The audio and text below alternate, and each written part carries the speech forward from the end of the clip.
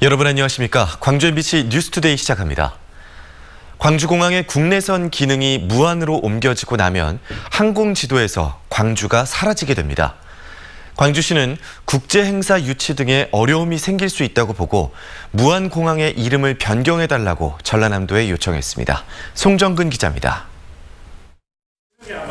광주 전남 상생 차원에서 지난해 광주공항 국내선 기능을 2021년까지 무안으로 통합하기로 합의한 광주시와 전라남도. 그런데 최근 광주시가 전라남도의 무안공항 명칭을 광주가 포함된 명칭으로 바꿔달라는 요청을 했습니다. 무안공항 이용객의 70%가 광주 시민인 점과 중국과 일본 등의 무안보다는 광주의 도시 브랜드와 인지도가 높다는 이유에서입니다. 여기에 지난 2009년 무안 국제공항 활성화 대책 추진위가 실시한 여론조사에서도 무안 군민의 60%가 명칭 변경이 필요하다고 응답한 점도 주목할 필요가 있다는 입장입니다. 인지도가 높은 광주공항 또는 광주가 들어가는 광주 무안공항으로 바뀐다면 수년 동안 쌓아올린 광주공항의 브랜드를 다시 찾을 수 있을 거고 광주 전남이 같이 상생할 수 있을 거라 생각합니다. 또 광주 시민의 무안공항 접근성을 향상시켜줄 것을 제안했습니다. 광주 시민의 차량 이동 거리 등 불편이 늘어나는 만큼 고속도로 톨게이트 비용 면제와 공항 셔틀버스 운행 확대, 광주 택시 이용 활성화 등 편의성을 확대해야 한다는 겁니다. 이에 대해 전라남도는 무안공항 명칭은 세계 항공지도망에 등재돼 있고 국토부와 협의해야 하는 사안이기 때문에 광주시가 관련 자료들을 보내오면 회의 안건으로 협의해 보겠다고 밝혔습니다. 회의하려면은 현황이라든지 문제점을 개선 대책이라든지 계획이라든지 그런 것이 나와야 되만 서로 이렇게 기관들이 만나면 공개하고 회의할 거 아닙니까? 네. 그래서 지금 저희들은 그 자료를 좀 강조시켜야 돼. 요구는 상태거든요.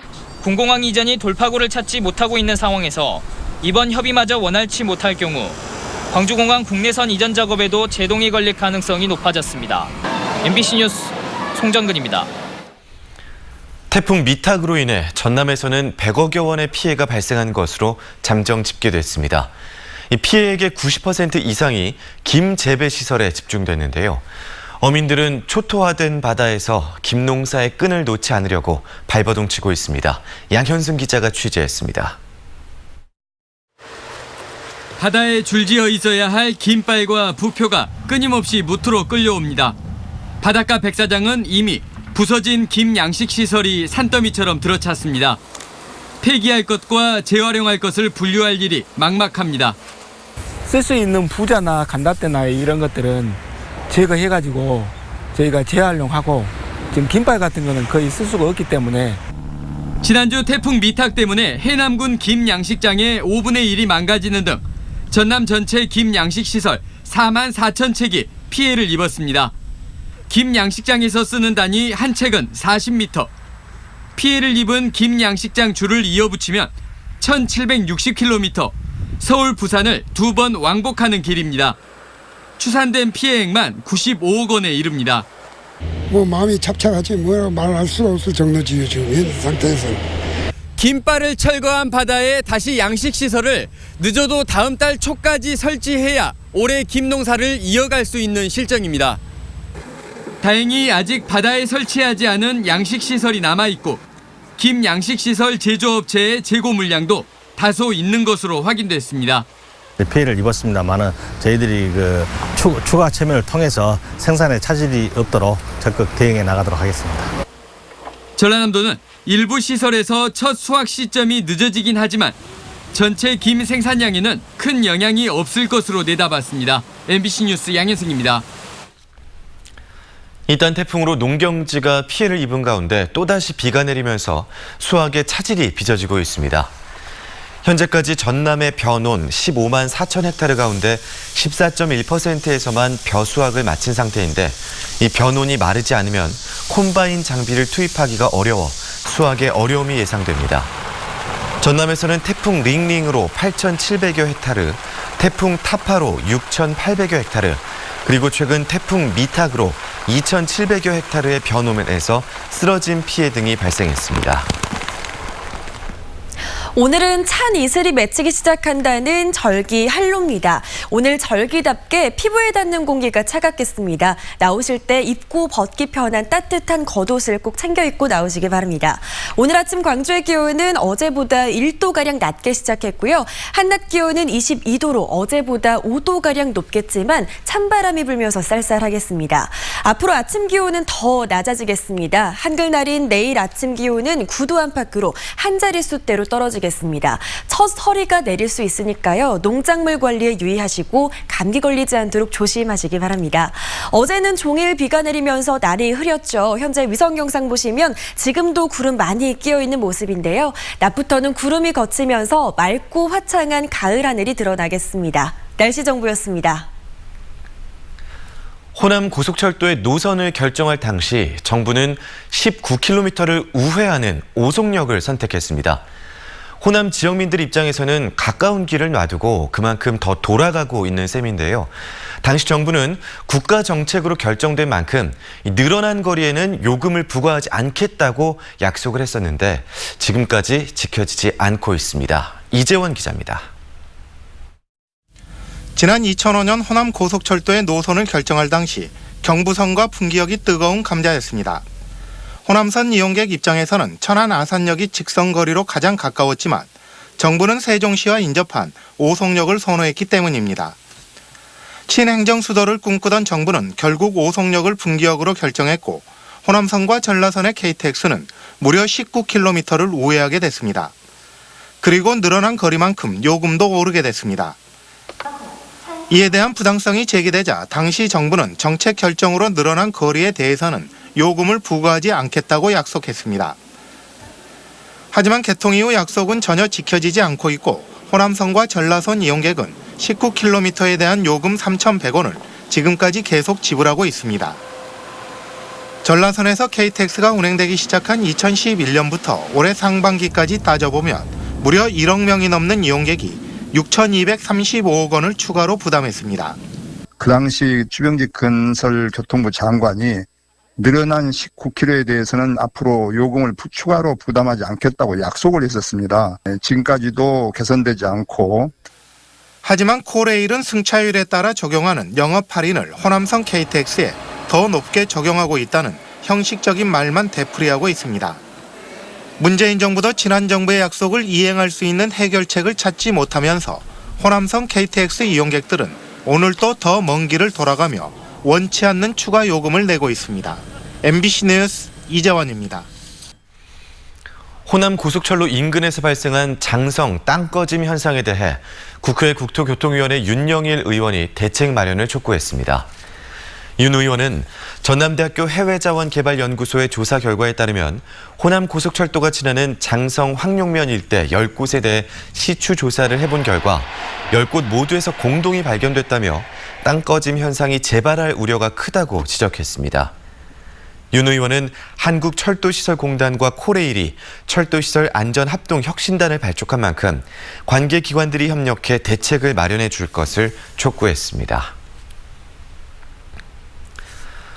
전두환 씨의 회고록과 관련한 재판의 핵심 쟁점은 5.18 당시 헬기 사격이 있었는지입니다. 고 조비오 신부가 이를 목격했다고 하자 전두환 씨가 파렴치한 거짓말쟁이라고 해서 이 소송이 벌어진 건데요. 어제 재판에는 조 신부와 함께 현장에서 헬기 사격을 직접 목격한 증인이 출석했습니다. 김철원 기자입니다.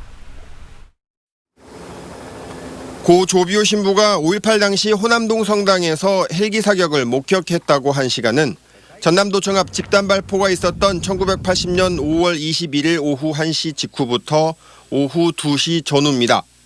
광주시 불로동 일대를 낮게 기동하던 헬기에서 광주공원 쪽으로 총을 난사했다는 겁니다. 불이 픽 되면서 그 두두두두둑 하는 그냥 아주 지축을 울려요. 지금까지는 조비오 신부 혼자 목격한 것으로 알려져 왔는데 당시 성당에서 조 신부와 함께 현장을 목격한 천주교 평신도가 39년 만에 법정에 출석했습니다. 당시 호남동 성당 사도회 총무였던 이모 씨는 조비오 신부가 불러서 성당 정문 쪽으로 갔다며 헬기가 불꽃을 뿜으며 사격하던 상황을 생생하게 묘사했습니다. 조비오 신부님 마침 나오면서 버스커 총무 이리 와보세요, 이리 와보세요. 그래서 가봤더니 2번이나 그 소리가 나면서 빨간 불빛이 밑으로 난사하면서 조비오 신부의 증언에 힘을 실는 이 씨의 증언에 대해 전두환 씨 측 변호인은 39년 동안 침묵하다가 이제서야 증언에 나서는 것을 믿기 어렵다며 신빙성의 의문을 제기했습니다. 지금 헬기 목격자들이 나와서 증언하는 걸 다 보셨잖아요. 오늘 조비오 신부님이랑 같이 봤다는 사람의 증언도 보셨잖아요. 그분 말씀을 믿을 수 있겠습니까? 39년 동안 얘기를 안 하다가 지금 나타나서 얘기했고. 한편 이번 재판에서는 5.18 당시 시민군이었던 박남선 씨와 김윤환 씨가 출석해 계엄군이 전남도청을 진압할 때인 1980년 5월 27일 있었던 헬기 사격을 증언하기도 했습니다. 5.18 당시 헬기를 몰았던 조종사들은 오는 11월 11일 법정에 출석합니다. 이들에 대한 증언이 마무리되면 전두환 재판도 마무리 수순을 밟게 됩니다. MBC 뉴스 김철원입니다. 교통사고를 처리하기 위해 도로 갓길에 서 있던 운전자가 다리 아래 하천으로 떨어져 숨졌습니다. 어제 오후 4시쯤 화순군 남면 하천을 가로지르는 다리에서 36살 조모 씨가 10m 아래 강으로 떨어져 119가 수색했지만 2시간 만에 숨진 채 발견됐습니다. 사고 당시 조 씨는 승용차를 몰다가 가벼운 사고를 내고 다리 난간에 기대서 보험사를 기다리던 중이었던 것으로 알려졌는데 경찰은 목격자를 상대로 정확한 사고 경위를 조사하고 있습니다. 광주 서부경찰서가 또래 고등학생을 집단 폭행한 혐의로 18살 A양 등 10여 명을 붙잡아 조사하고 있습니다. A양 등은 지난 6일 밤 10시쯤 광주 서구 풍암동에서 19살 B군을 주먹 등으로 집단 폭행해 상처를 입힌 혐의를 받고 있습니다. 경찰 조사 결과 A양과 B군은 채팅 앱으로 알게 된 사이이며 B군이 A양에게 성적 표현이 들어간 메시지를 보냈다는 이유로 이 같은 범행을 저지른 것으로 드러났습니다. 목포 해상 케이블카가 개통된 지 한 달이 됐습니다. 그런데 센서 오작동 등 크고 작은 사고가 잇따르고 있는데요. 이번에는 승객들이 타는 그 캐빈 간의 거리에 문제가 생기면서 운행에 차질이 빚어졌습니다. 김야훈 기자가 다녀왔습니다.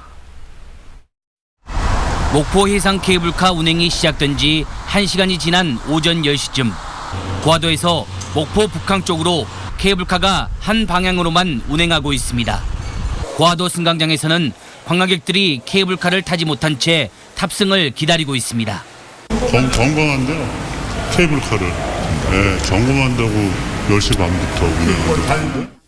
목포 해상 케이블카 홈페이지에도 점검 중이란 문구가 떠 있습니다.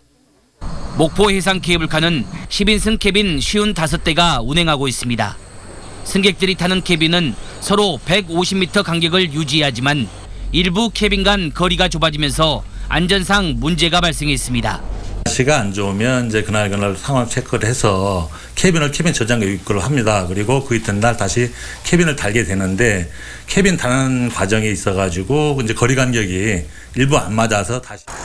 목포 해상 케이블카 캐빈을 고화도 승강장으로 모두 모아 캐빈 간의 간격을 재조정한 뒤 1시간 20분이 지나서야 운행이 재개됐습니다. 지난 9일에도 센서 오작동으로 케이블카가 멈춰서던 등 지금까지 4차례나 운행에 차질이 빚어졌습니다. 개통 한 달 만에 15만 명이 이용한 목포 해상 케이블카. 목포 관광의 랜드마크가 됐지만 크고 작은 안전사고가 잇따르면서 이용객들의 불안감은 커지고 있습니다. MBC 뉴스 김양훈입니다. 국내에서 가동 중인 원자력 발전소 22기 가운데 콘크리트로 된 경납 건물의 공급과 내부 철판의 부식이 한빛원전에 집중된 것으로 나타났습니다.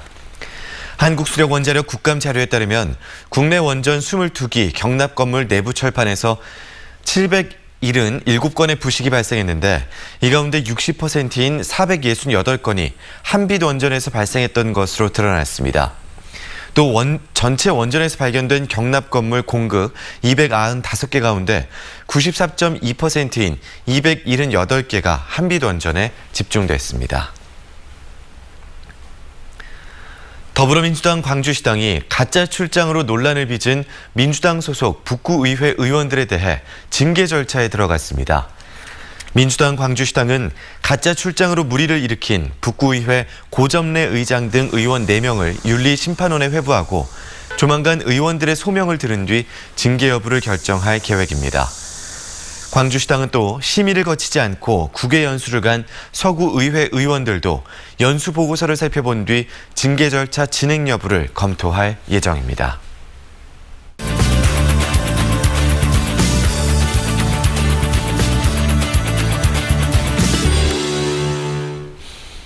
광주역 주변과 전남대학교 인근을 활성화하는 도시재생 사업 계획이 지난주 국무총리실 도시재생특별위원회 심의를 통과했습니다. 덕분에 북구 지역의 도시재생 사업이 탄력을 받을 전망인데요. 어떤 내용인지 정진석 경제평론가와 좀 더 구체적으로 살펴보겠습니다. 안녕하십니까? 네, 안녕하세요. 네, 이번에 심의를 통과한 광주역 주변의 도시재생이 경제 기반형 도시재생이더라고요. 네. 어떤 변화가 생기는 겁니까? 일단은 광주시 그 2025 도시재생 계획을 들여다보면요. 크게 이제 근린재생형과 경제 기반형이라는 걸로 구분이 돼 있습니다. 경제 기반형은 아무래도 좀 거점 사업이라고 보시면 돼요. 전략적 기반에 마련한 거점 사업인데 지금 광주역이 경제 기반형 사업인데요. 구도심 상업 유후부지와 구도심 상권을 부흥시킬 수 있는 어떤 복합 업무타운 개발과 함께 전남대학교와 북동성당을 연결하는 역사 문화의 거리를 이제 함께 조성을 해가지고요. 네. 그쪽 일대를 광주역의 어떤 경제 중심형으로 탈바꿈시키는 도심 재생 사업의 일환입니다. 네, 그렇군요. 네. 이 광주역 주변의 도시재생 사업은 올해 7월 네. 그 정부 공모 사업에 선정이 된 거지 않습니까? 네네. 그럼 정부는 이 사업에서 어떤 역할을 하게 되는 건가요? 어떻게 보면은 이제 도심 재생은요, 도시 발전의 또 다른 얼굴입니다. 도시가 이제 지속적으로 발전하기 위해서 만들어진 어떤 정책인데요. 네. 정부 역할은 말 그대로 이제 행정적 지원, 행정의 인허가를 좀 빨리 한다라든지 또 재정을 지원하는 문제인데 이번에 도시재생을 하는 거 보면 특이하게 정부가 공공기업을 동원해서 모든 부분들을 다 지금 관장을 하고 있더라고요. 네. 초기 단계에서는 바람직한 방법이나 실행 단계에 가서는 민간 부분에 일자리 창출이랄지 기여 부분, 공공 부분 기여를 갖다가 어떻게 조화롭게 이뤄내야 하는 부분은 숙제로 지금 현재 남아있는 상황입니다. 그렇군요. 네. 사실 광주역 부근은 KTX가 정차하지 않게 되면서 그 지역이 네. 침체가 된 게 있지 않습니까? 네네, 장성역에 또 재정차를 하면서 네. 지금 광주역도 KTX가 다녀야 된다라는 요구가 거세지고 있는데요. 네, 그렇습니다. 그렇게 되면은 추진하는 사업들이 어떻게 될까요? 전반적으로 우리가 상식적으로 봤을 때 네. 현재 이 도심재생 계획 하에서 광주역에 KTX가 정차한다 하면은 당연히 광주역 일대 도심재생이나 사업 성공 자체가 확률이 커지는 것은 아주 이제 일반적인 상식이라고 보였는데요. 그렇죠. 근데 이제 문제가 실제 이용객들 외에 이제 관광이나 비즈니스 수요를 창출하게 되려고 하면은 우리 광주역 주변의 어떤 관광성 상품이라든지 비즈니스에 대한 경쟁력에는 컨텐츠가 분명히 있어야 되는 부분이 맞고 네. 이게 중장기적인 사업이라서 송정역과 광주역이 두 군데가 다 함께 성공하는 길로 가야 된다고 한다면은 네.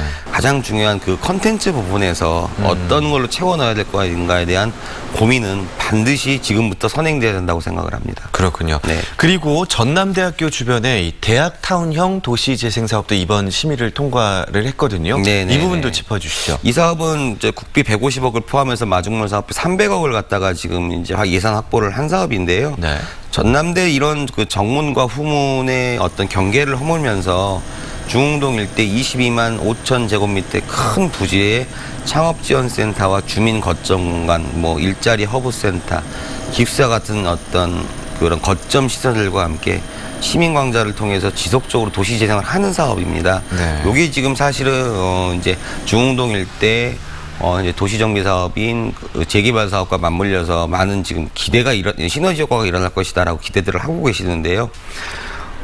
아직은 이제 사업 초기니까 지금 네. 대부분이 다 교육 위주로만 가고 있는 사업을 좀 지켜봐야 되는 부분들이고 결국에는 이제 그 관에서 주도하는 이 사업과 네. 청년들의 도전이 잘 어우러져서 이 도시 기존에 했던 도시진과 잘 시너지를 내야 되는 부분인데 좀 지켜봐야 될 것 같습니다. 아직은 뭐라고 섣불리 답변을 못 드리겠네요. 네. 그래서는요. 그리고 송정역세권과 백운광장 부근도 도시재생 사업이 추진되고 있는데요. 네네, 그렇습니다. 어떻습니까?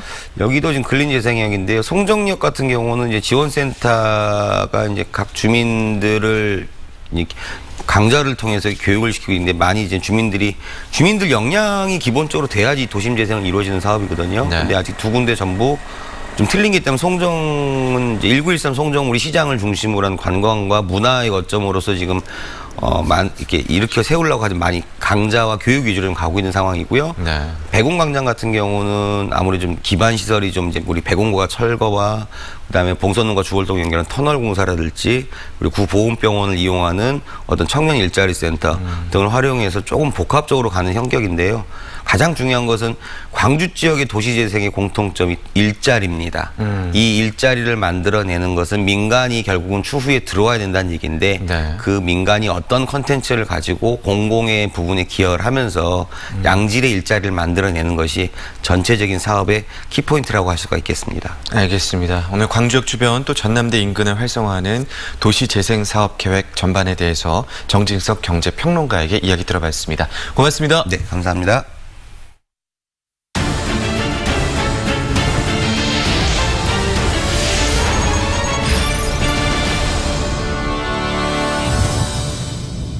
초고령 사회로 진입을 하면서 어르신들을 잘 돌보는 일에 자치단체들이 힘을 쏟고 있습니다. 어르신들이 병원이나 요양시설이 아닌 평소 살던 곳에서 돌봄 지원을 받는 통합 시스템이 전남에서는 처음으로 순천에서 시작됐습니다. 박민주 기자입니다. 순천 도심의 한 요양병원. 280여 명의 어르신들이 입원해 치료를 받고 있습니다. 장기 입원자 가운데 일부는 자신의 집에서 의료 지원을 받기를 희망하고 있습니다. 하지만 보호자 없이 되돌아가기는 쉽지 않습니다. 일부는 집에 돌아가고 싶은 분들이 계세요. 그 시스템이 필요하잖아요. 그런 시스템이 없기 때문에 못 돌아가는데 그거를 좀 사회에서 해줬으면 하는 바람이 있습니다. 이 같은 현실을 반영해 지역사회 통합돌봄 선도 사업이 출범했습니다. 전국 14군데 거점 가운데 도내에서는 순천시가 처음으로 선정됐습니다.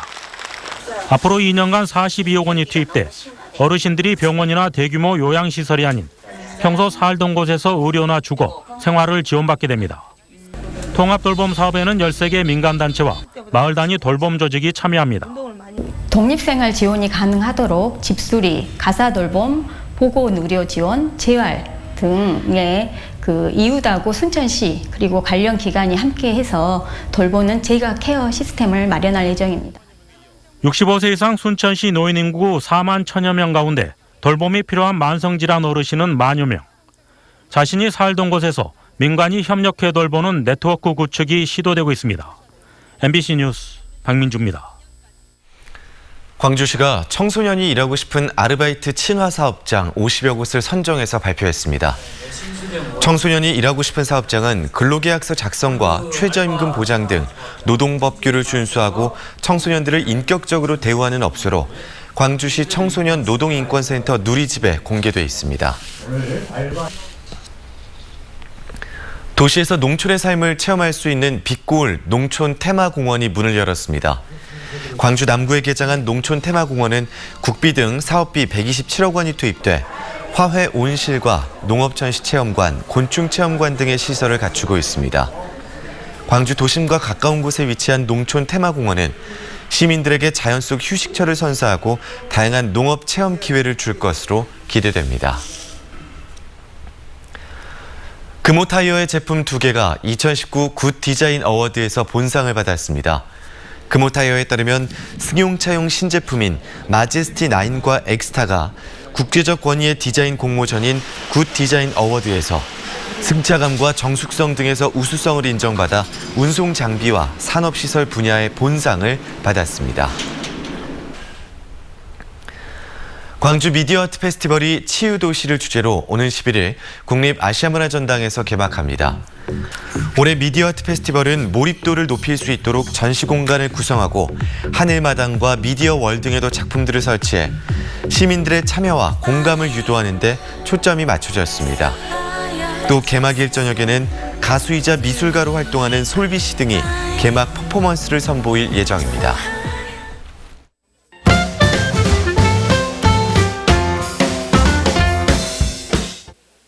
영화 나쁜 녀석들 더 무비가 화면 해설 한글 자막 영화로 광주 CGV에서 상영됩니다. 15일 저녁 7시, 17일 오후 2시에 상영되고 시각장애인과 안내자 1명까지 신청할 수 있는데요. 관람비는 2,000원이고 이번 주 수요일까지 광주 시각장애인연합회와 시각장애인 복지관에 전화 신청하면 됩니다. 광주의 수도관을 체계적으로 관리하기 위한 정비 사업이 진행 중입니다. 이로 인해 오늘 저녁 11시부터 내일 아침 6시까지 일곡동 살레시오 고등학교 인근 지역이 단수되고 10일부터는 문흥동 일부 지역이 단수될 예정인데요. 단수 이후에는 일시적으로 흐린 물이 나올 수도 있습니다. 불편사항은 상수도 사업본부 급습과로 문의하면 됩니다. 9일과 10일 광주 곳곳에서 인도예술단의 공연이 무료로 열립니다. 이번 주 수요일 오후 4시 30분 전통문화관에서는 인도의 고전 문학을 전통악기 연주와 함께 감상할 수 있는데요. 전통연희 공연단도 무대에 올라 인도와 한국 문화를 함께 느낄 수 있는 시간으로 꾸며집니다. 10일 오후 5시 빛골 아트스페이스에서는 바이올린과 인도 고전악기의 앙상블이 마련됩니다. 한국화 재료로 꽃 등을 그려온 장용림 작가가 7번째 개인전을 열고 있습니다. 이번 전시 주제는 숨, 꽃이 되다로 숨과 시간, 공간 등을 꽃으로 형상화했다고 하는데요. 시간을 두고 석체와 분체를 겹겹이 쌓아올린 그림처럼 작품을 보는 이들에게 차분함과 여유를 안겨줄 예정입니다.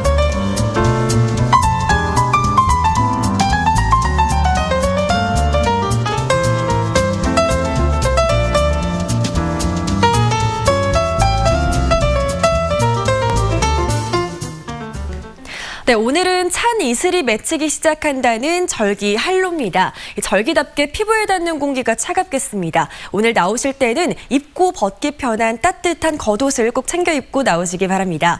오늘 아침 광주의 기온은 어제보다 1도가량 낮게 시작했고요. 한낮 기온은 22도로 어제보다 5도가량 높겠지만 찬바람이 불면서 쌀쌀하겠습니다.